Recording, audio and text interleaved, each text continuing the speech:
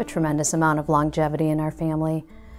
With that comes many blessings, but also many challenges. My grandparents lived into their late 90s, and I remember growing up, my sister and I helping my parents care for my grandparents. My grandfather was suffering from Alzheimer's disease, and I remember every time he walked past the china cabinet or a mirror, he'd see a reflection, and he'd think strangers were in his home, and he'd start swinging his cane at it.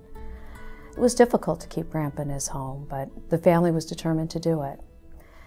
Eventually, Grandpa passed away, and next we found out my mom had stage 4 cancer. So my sister and I jumped back into the role of caregiving again. It wasn't long before we realized that we needed other help. It was difficult working and keeping Mom at home. So we brought up the idea of a caregiver, and Mom would have nothing to do with that idea. It took a couple conversations to convince her that we needed help too. So Mom was agreeable. And I remember the first day, I was a nervous wreck. I didn't know what Mom would think of this.